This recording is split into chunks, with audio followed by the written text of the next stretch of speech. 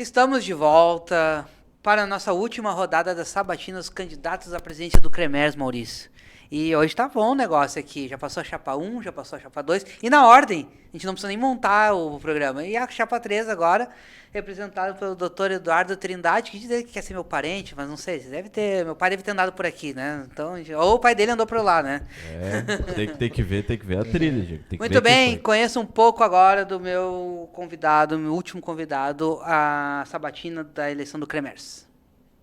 Eduardo Trindade, cirurgião geral e do aparelho digestivo, natural de Porto Alegre, tem 40 anos de idade. Formado pela Faculdade de Medicina da URGS, fez seu doutorado na mesma instituição. Foi presidente do CREMERS durante a gestão 2018-2020. Foi pioneiro na implementação da receita digital entre os conselhos de medicina do Brasil. Ganhou reconhecimento pela atuação no combate ao exercício ilegal da medicina e pela formação de excelência de novos profissionais. Fortalecimento da classe médica. Possui mais de 40 artigos publicados em revistas nacionais, como a Revista da Associação Médica Brasileira, Revista da Associação Médica do Rio Grande do Sul e Colégio Brasileiro de Cirurgiões. Boa noite, doutor Eduardo, tudo bem? Muito boa noite, Diego. Um prazer, um privilégio estar aqui conversando contigo. E essa chapa, doutor Eduardo, para frente CREMERS, tipo, para frente o Brasil, salva a seleção, como é que funciona a chapa 3 para frente CREMERS? Sem dúvida alguma, né? Uma chapa composta por 40 integrantes, da mais alta qualidade técnica e conduta ilibada, tanto do ponto de vista moral quanto do ponto de vista ético. Nós focamos um grupo de 40 pessoas das mais diversas especialidades, das diversas regiões do estado e principalmente buscando médicos atuantes na profissão, que trabalham com medicina e trabalham nas suas respectivas áreas. Nós temos desde médico de família e comunidade até neurocirurgião na nossa chapa, desde médicos de Uruguaiana até médicos de Santa Rosa, Porto Alegre, Caxias, das mais diversas regiões do estado. Qual a importância da chapa 3 para o CREMERS hoje? Por que a chapa 3? A chapa 3, eu diria que é fundamental nessa eleição do CREMERS. Nós temos outras chapas ali concorrendo, mais 2 chapas concorrendo, que se apresentaram aqui, que nós temos algumas contrariedades e divergências do ponto de vista ideológico com as outras chapas. Nós queremos ser principalmente uma chapa apartidária, sem vinculação político-partidária, tendo independência de atuação e principalmente isenção. Nós não queremos ter conflito de interesse, seja conflito de interesse com hospitais, seja conflito de interesse com operadoras de saúde, ou seja algum conflito de interesse, alguma vinculação com partido político. Doutor Eduardo, a sua chapa hoje, a chapa 1 e a chapa 2 falaram a mesma coisa. Vocês são uma ramificações da chapa 1 hoje. Vocês saíram um grupo que saiu de lá, né? Seria o que, né, Maurício? Voltando a falar, seria um PL e um Republicanos, ou um PT e um PSOL, para quem gosta de esquerda e de direita, né? Como que o senhor vê as duas outras chapas falaram isso? Isso é um equívoco, né? Uma interpretação equivocada. Na verdade, é o seguinte, tenho 9 integrantes dessa nossa chapa, da chapa 3, que estão no CREMERS, junto com um grande número de integrantes dessa chapa 1. Então, realmente, nós montamos uma chapa lá em 2018, que agora 9 integrantes dessa chapa concorreu lá em 2018, teve interesse de continuar e fazer uma nova chapa para concorrer ao CREMERS. Mas foi algo que vocês não gostaram? A gente pode dizer alguma coisa que vocês não concordaram para sair dessa chapa? Para nos dividir, sem dúvida alguma. Nós tivemos que nos dividir o quê? Pelas questões de conflito de interesse. Nós não podemos conceber que, eventualmente, um secretário da saúde, de repente, esteja algum parente lá direto sendo o presidente do conselho. Nós tivemos isso. Por quê? Nós entramos com ações judiciais contra a Prefeitura de Santa Maria, contra a Prefeitura de Bagé, contra o governo do estado, por baixos salários. Uma questão que está lá expressa no Código de Ética. Preço vil. Contra Porto Alegre, nós não entramos com ação judicial. Nós, eu digo, o Conselho Regional de Medicina. Bem na época, quando o presidente do conselho tinha relação de parentesco com o secretário municipal da saúde. Será que tem alguma relação? E teve uma licitação nesse caminho, né? De médicos e tal. O Chapa 2 falou isso agora, né, Maurício? Licitação? Teve uma contratação, foi isso? Isso, teve uma licitação com valores abaixo, né? Foi do que seria. que a menina do Chapa 2 falou aqui que... Não, teve na verdade, ela tá um pouco equivocada. Teve um concurso público com valores a preço vil. Isso aí. Nós, quando estávamos na frente da direção do conselho, entramos com ações... Retificando, é um concurso público com na licitação, ações judiciais contra várias prefeituras. E daí, quando não se entra com uma prefeitura por uma questão de conflito de interesses óbvio, nós não temos como manter. Porque lá o CREMERS tem que ter uma forte atuação política, mas não pode ter uma atuação político-partidária. Porque a partir do momento que nós tivermos uma atuação político-partidária, nós vamos ter conflito de interesse. O objetivo final não vai ser o nosso objetivo. Qual é o nosso objetivo? Defender a boa medicina. Certo. A questão da pandemia. O senhor foi presidente bem na época que foi o boom da pandemia, tá certo? Sem dúvida. E foi implantada a Receita Digital. Como que o senhor viu essa inovação? O senhor até tendo no South Summit teve dando uma palestra sobre a implantação das receitas digitais. A Chapa 2, ela fala que isso era um caminho natural. O que é real, o que não é nessa questão? Engenheiro de obras prontas vão ter vários, né? Agora, uma coisa tão óbvia que são mais de 4 milhões de receitas utilizadas, só que lá, no auge da pandemia... Nós tivemos o prazer e o privilégio. Gostei. Nós tivemos uma inovação aqui do Estado do Rio Grande do Sul, tanto do ponto de vista da questão da tecnologia da informação, quanto do ponto de vista legal. Porque é uma receita que chega na farmácia e é aceita. Por quê? Nós fizemos um termo de cooperação, inclusive, com o Conselho Regional de Farmácia. Que a presidente Silvana Furquim, eu era presidente do Conselho Regional de Medicina. Você fez uma interligação, é isso? Sim, para ser aceita, não adianta só fazer. Então, por isso que agora fica fácil falar. O Rio Grande do Sul foi pioneiro? O Rio Grande do Sul foi pioneiro no Brasil nessa receita. A Chapa 2 não soube responder isso, né? Ela disse que seria um caminho natural. O que mais, Maurício? Tu estava aqui.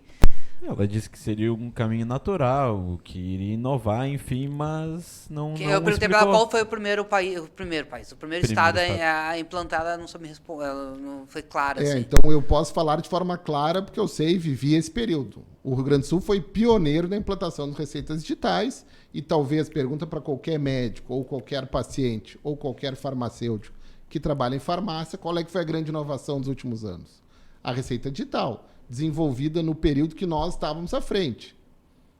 E também a atual Chapa, né? Que está ali, ela também vende essa ideia, né? Não. Me desculpe, nós temos que relembrar a história. Traz o plano aqui, Maurício. Para saber isso. Isso foi desenvolvido pelos integrantes da Chapa 3. Certo. Inclusive, alguns integrantes dessa Chapa 1, que agora querem fazer esse verdadeiro estelionato eleitoral, estão pegando para si...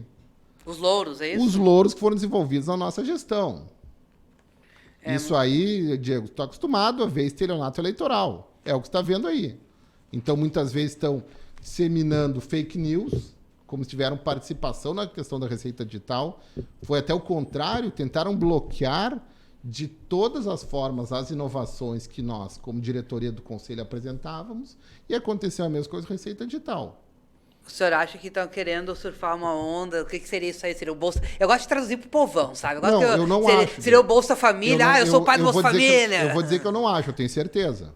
Seria o Bolsa Família isso aí. Assim, o Fernando Henrique criou, o PT foi ali e disse que foi ele que fez, aí, né? É isso. Eu não sei sobre a questão do Bolsa Família. Sobre a questão das receitas digitais, eu tenho certeza. E é só as pessoas buscarem na história, como diriam, dar um Google, que eles vão ver a verdade.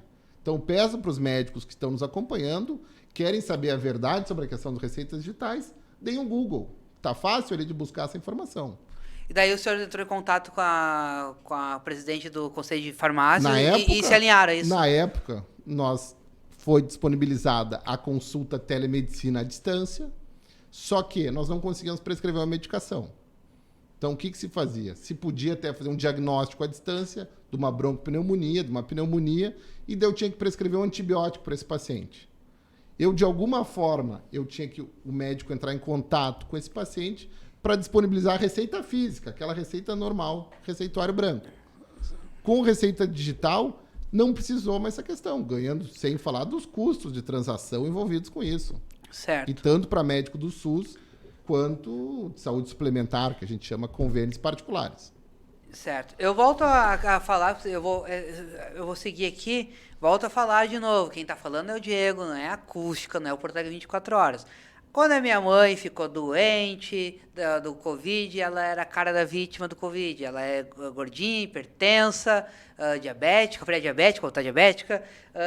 A gente conseguiu fazer o tratamento precoce com ela e a minha mãe segue aí. Minha visão, do Diego. Qual a visão da chapa e do Dr. Eduardo sobre o que aconteceu com o tratamento precoce na pandemia?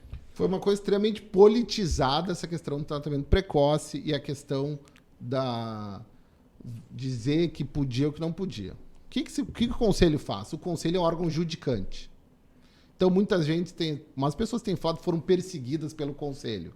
Mais uma questão político-eleitoral não tem como ser perseguidas pelo conselho, Diego. Pelo seguinte, como é que funciona o conselho? Se apresenta uma denúncia no conselho, o conselho tem a obrigação legal de apurar essa denúncia, senão é prevaricação. Então, ninguém pode ser perseguido pelo conselho, como da mesma forma. Então, quer dizer que na atual gestão que está lá no conselho, eles estão aliviando para alguns? É isso que eles querem dizer? Que a minha colega que antecedeu também da Chapa 2 estão dizendo que alguém foi perseguido, alguém foi aliviado. Isso não tem como acontecer. Se aconteceu, aconteceu um crime. Então, isso que as pessoas têm que ficar cientes. Ninguém foi perseguido. Porque então as pessoas não sabem como é que funciona o conselho. O conselho funciona que nem a justiça. Ela atende às demandas. Então, se apresenta as denúncias, estão abertas para todos, pode apresentar as denúncias, e o conselho tem a obrigação legal de abrir uma sindicância e apurar essas denúncias, por mais tapafúrdias que sejam. Então, é assim que funciona. Então, eu vou pular uma pergunta, mas daqui a pouco eu volto no linha de raciocínio. Como que o senhor vê hoje a ética médica? Como funciona a ética médica? Eu volto a falar o exemplo do Dr. Leandro Boldrin. Tem um processo, descobrimos hoje, né, Maurício? Tem um processo aberto contra ele que ainda não foi julgado, ele já está na rua. Né? Como que o senhor vê essa questão como que atua o CREMERS na ética médica, nas apurações? Eles falaram que mais de 80% dos casos são arquivados. Como que o senhor vê sobre a questão do... Excelente pergunta, Diego. Uma das nossas propostas da nossa chapa é ganhar celeridade nas investigações do Conselho, certo? Porque uma sindicância, um processo ético profissional, pega o caso do Boldrini, não pode se demorar 5, 10 anos para dar uma resposta para a sociedade. Não se pode se conceber isso. Então, como é que nós propomos? Uma das nossas propostas execuíveis, é criar câmaras de conciliação e mediação para a gente ganhar celeridade, principalmente para perder essa imagem. O conselho arquiva 80% das denúncias. Mas talvez 80% das denúncias sejam estapafúrdias e tenham que ser arquivadas. Uhum. Só que no momento que a gente tiver uma conciliação e mediação, a gente vai diminuir esse número, que depende da boa vontade, do bom senso das pessoas que estão ali conciliando e se mediando. Isso é a primeira resposta. E segunda, esses casos mais emblemáticos nós temos que ganhar celeridade.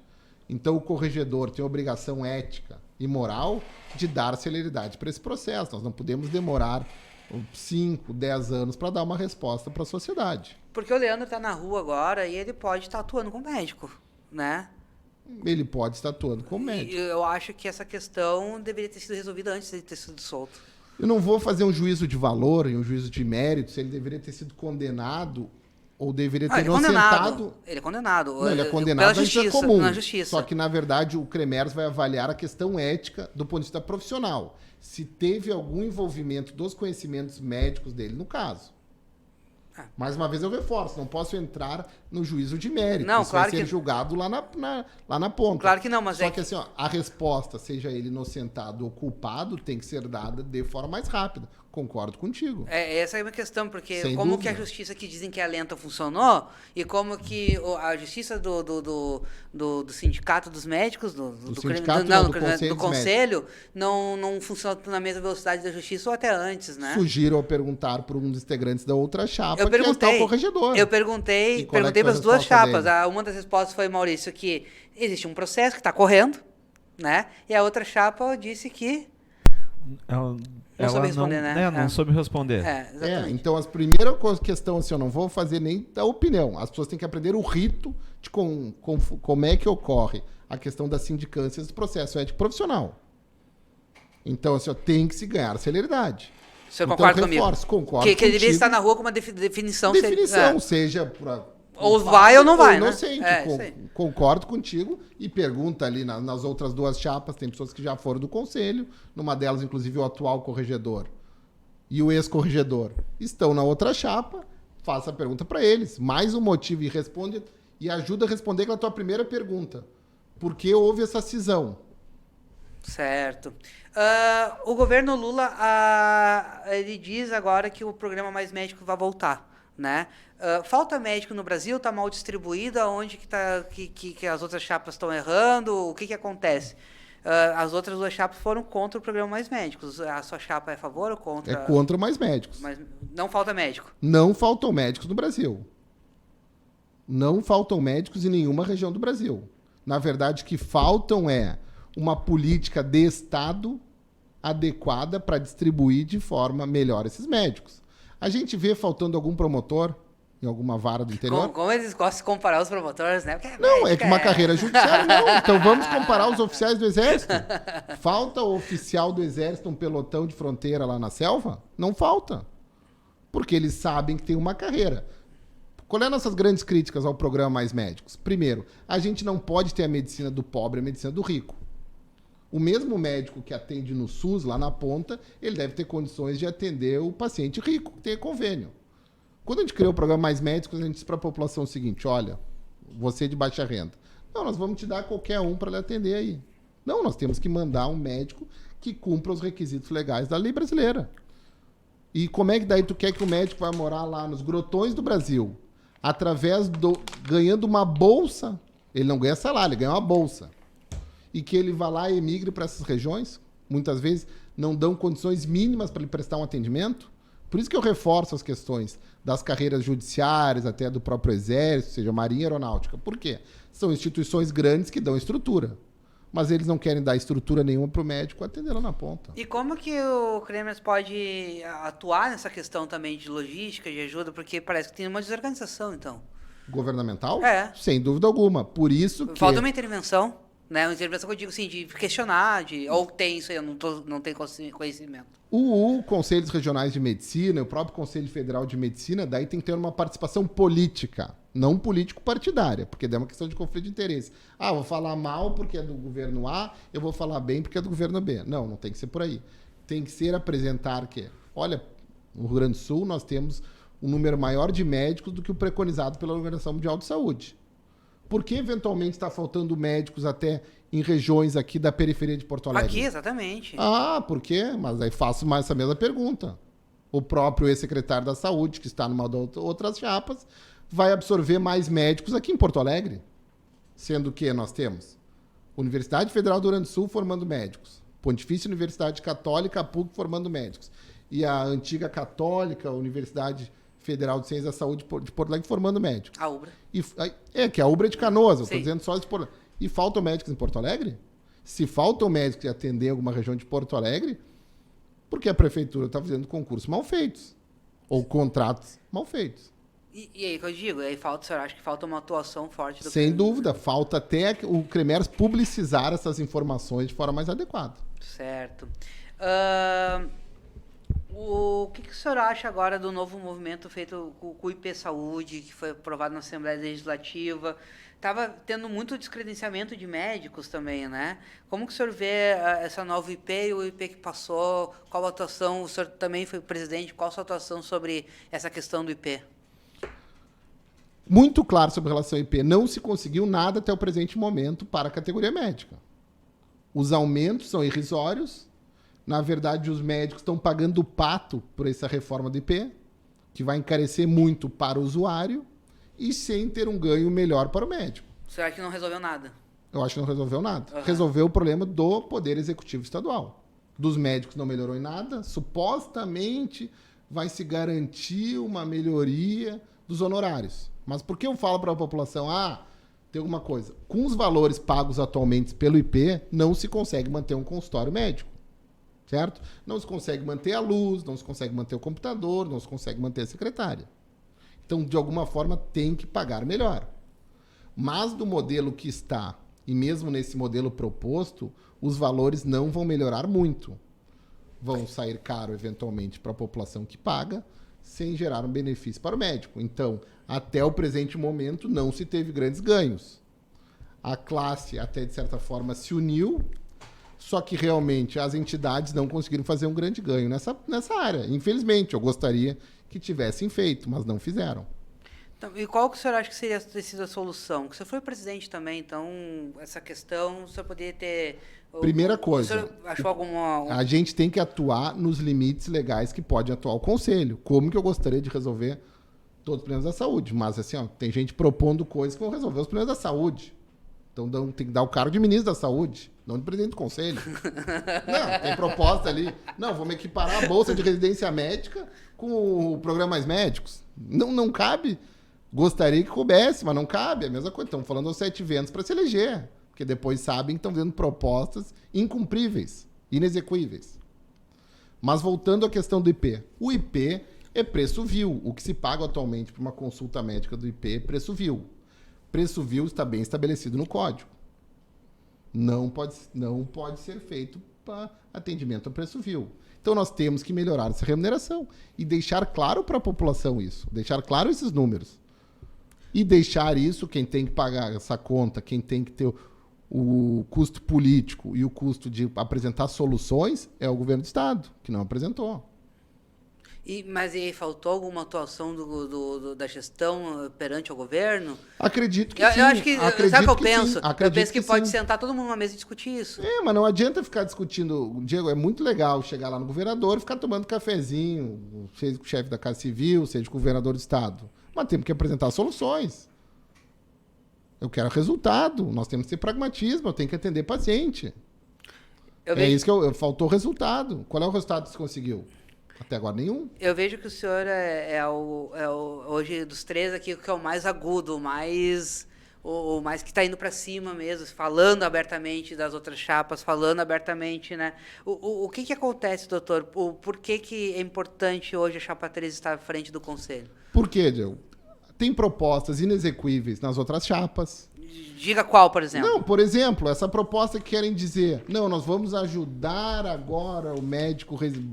Residência médica para todos. O que é residência médica? Uma pós-graduação. Não tem como se oferecer de um dia para o outro, ou o conselho, residência médica. Residência médica é uma formação de pós-graduação, lato sensu, se dá em termos de dedicação integral, num hospital. Nós temos que ter hospitais para isso. Eles estão confundindo funções de gestão do Poder Executivo, seja ele municipal, estadual ou federal, com as funções do Conselho, que é o guardião da ética médica. Na sua visão, eles estão vendendo sonho? Estão vendendo sonhos. Segunda questão. Então, nas redes sociais, por que estou sendo tão agudo? Porque nas redes sociais estão vindo com fake news, criação de narrativas, que alguma chapa teria, não, tem esse viés ou não, por causa da questão da pandemia. Muito claramente, ou as pessoas desconhecem as funções do Conselho, que são funções primordialmente judicantes. Nós temos a obrigação legal de ser judicante, nós somos o Tribunal Ético dos Médicos. Então nós temos, todo mundo que apresentar uma denúncia, a denúncia vai ter apurada. Então quer dizer que houve uma politização. Houve uma politização do tratamento precoce na sociedade, não dentro do Conselho. O Conselho nunca politizou. E nós nunca deixamos politizar essas questões. Então isso tem que ficar muito claro. Então estão vindo, infelizmente, com discursos vazios, ou, mais uma vez, ou por má fé ou por ignorância, desconhece as funções do Conselho. Eu acho que eu vou fazer uma perguntinha do raio-x, assim, sabe? A sua chapa é uma chapa de esquerda?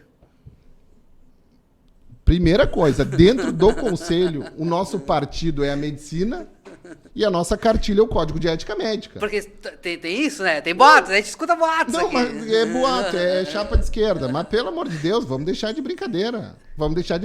Primeiro, esses que falam isso não sabem nem o que é ser de esquerda ou de direita. Agora, a opinião pessoal, fala minha pessoal, eu com meu CPF, não sabe. E segundo, dentro do Conselho, nós não temos que ter essa discussão.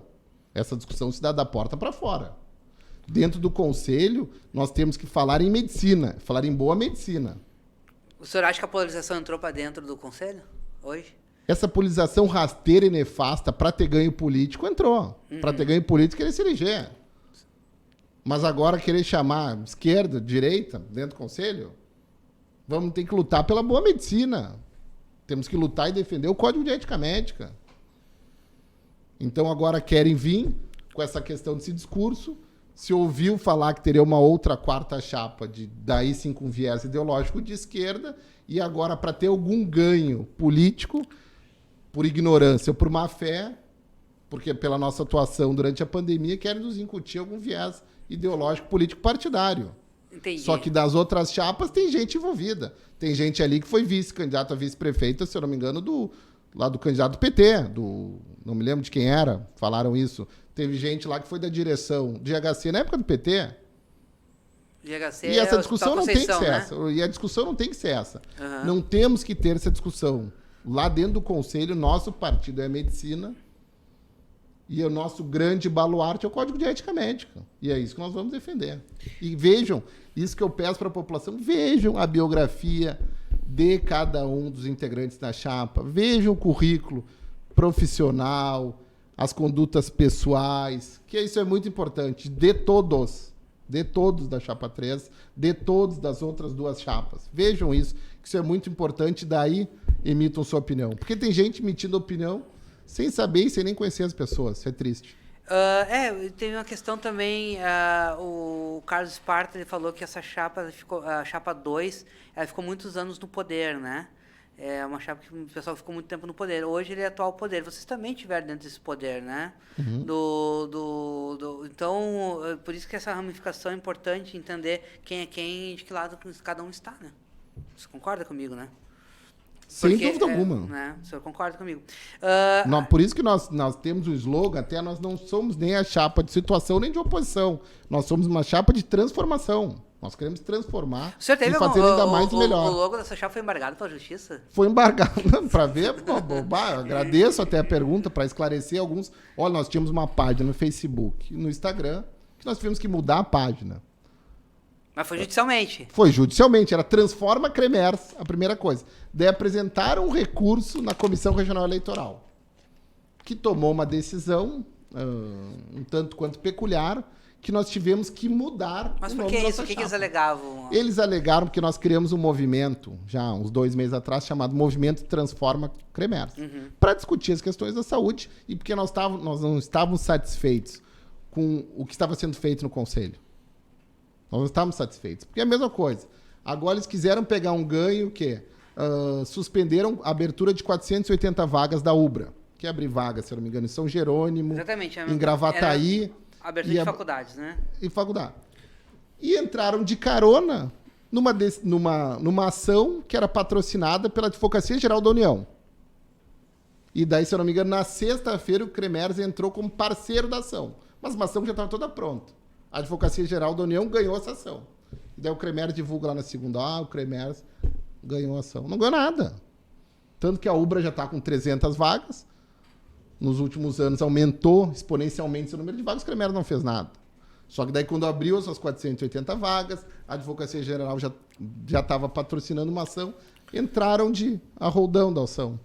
É isso que nós não queremos. Nós queremos que cada vez mais o Cremers tenha protagonismo e atue no início, quando surgem as ideias. Nós não teríamos deixado nem abrir essas 300 vagas, que agora estão em funcionamento. Tá, mas por que o senhor questiona essas 300 vagas? Porque, Diego, é o seguinte, a formação médica tem que ser de excelência.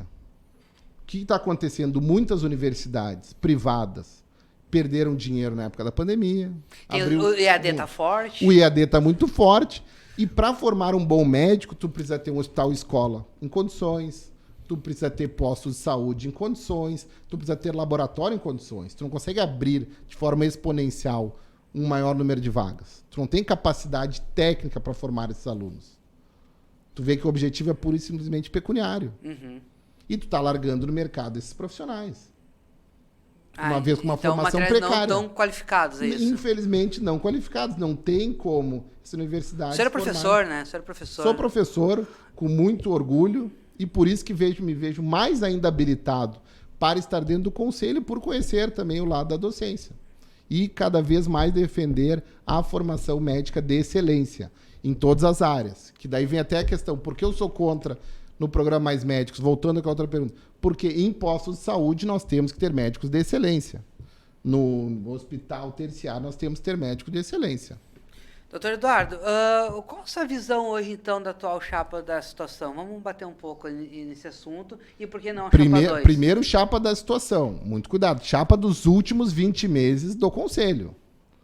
Porque nos primeiros, 40 meses, nós estávamos na direção do Conselho. Muitas vezes querem usar esse slogan da situação para realmente roubar os ganhos da nossa gestão.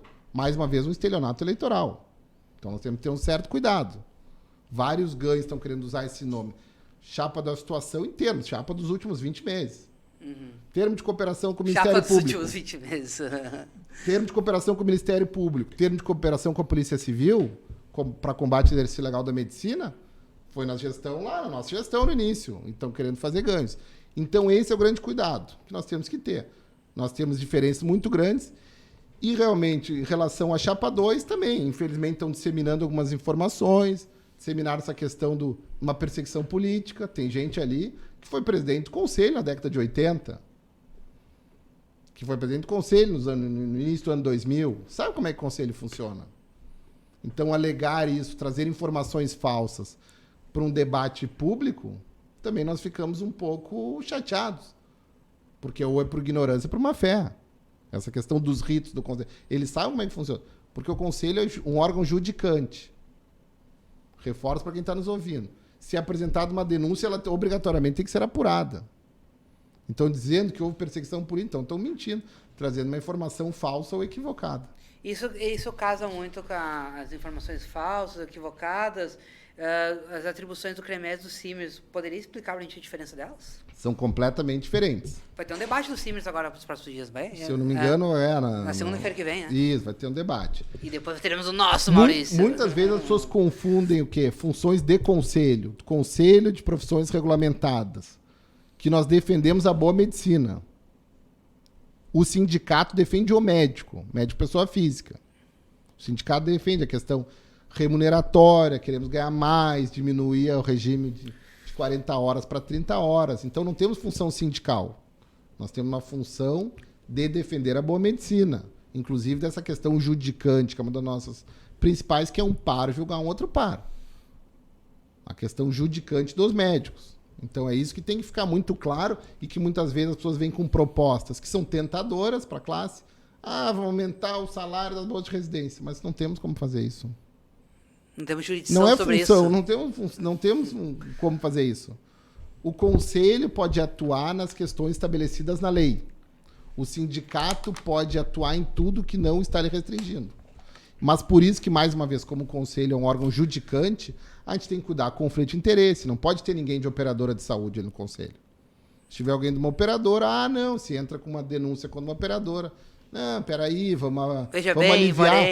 Vamos aliviar. Entra alguma denúncia contra um hospital. Não, vamos veja bem, olha aí, o cara ali é nosso amigo, apoiou a campanha do meu tio ali para candidato a vereador de não sei aonde. Não dá, pessoal, tem que ter cuidado com isso. Certo, então. Conversei com o doutor Eduardo Trindade. Doutor Eduardo, eu queria que o senhor tenha um minuto, é isso, Maurício? Para defender a chapa 3 e depois o senhor está convidado para o nosso debate dia 7. O senhor virá ao nosso debate? Eu, sem dúvida, se for convidado, virei ao debate. Está convidado agora. Não, estarei no debate com muito prazer. E é muito importante que quem está nos assistindo acompanhe os debates.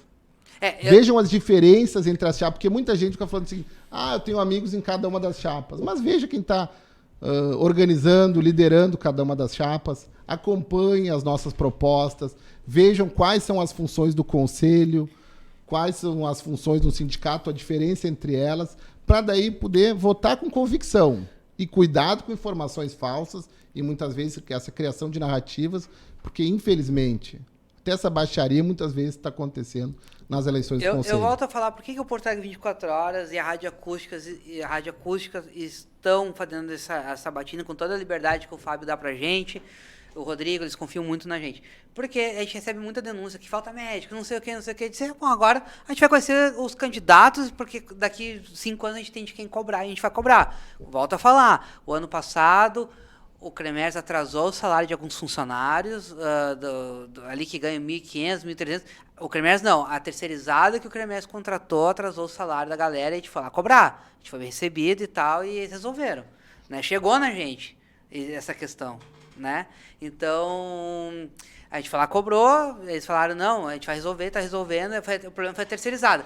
Lembrando que é uma licitação que tem lá dentro para contratar o funcionário, então acho que faltou fiscalização. Não, e tem uma equipe de acompanhamento dos contratos, então tem que ver, tem que se acompanhar os contratos, que é o funcionário ali que limpa o conselho, que serve o cafezinho, que faz isso, tem que estar recebendo.